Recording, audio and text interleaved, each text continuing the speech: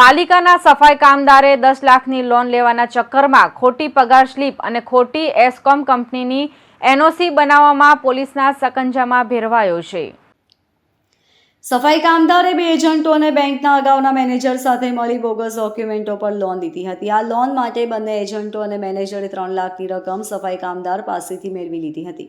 બેંકના ઓડિટમાં સફાઈ કામદારનું ભોપાળું સામે આવ્યું છે। હાલમાં એસબીઆઈ બેંકના મહિલા મેનેજર સુલતાના કુમારીએ અથવા લાયન્સ પોલીસમાં ફરિયાદ આપી છે, જેના આધારે પોલીસે પાલિકાના સફાઈ કામદાર બળવંત નટવર સોલંકી, બે એજન્ટોમાં નિલેશ ઉત્તમ ગોહિલ અને અંકિત નવીન ચૌધરી તથા એસબીઆઈ બેંકના સસ્પેન્ડ થયેલા મેનેજર ક્રિષ્ના કુમાર ઝા આ સહિત 3 ધરપકડ કરી છે।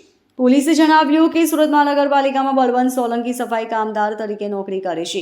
1 વર્ષ પહેલા તેણે 10 લાખની જરૂર પડી હતી, આથી તેણે લોન માટે એજન્ટોને વાત કરી હતી। બીજી તરફ કર્મચારીને પગાર પ્રમાણે 10 લાખની લોન મળી શકે તેમ ન હતું, આથી એજન્ટોએ તેને બોગસ પગાર સ્લીપ બનાવી આપી હતી। બંને એજન્ટો અને મેનેજરે 10 લાખની લોન માટે સફાઈ કામદાર પાસેથી 3 લાખની રકમ લઈ લોન પાસ કરી આપી હતી। હાલમાં સફાઈ કામદાર લોનના હપ્તા તો રેગ્યુલર ભરે છે, જો કે બેંકે ઓડિટ કરાવ્યું જેમાં પાલિકાની જે પગાર સ્લીપ અને એનઓસી લોનમાં મૂક્યા હતા તેની પાલિકામાં તપાસ કરાવી, જેમાં સફાઈ કામદારનું રેકેટ સામે આવ્યું હતું।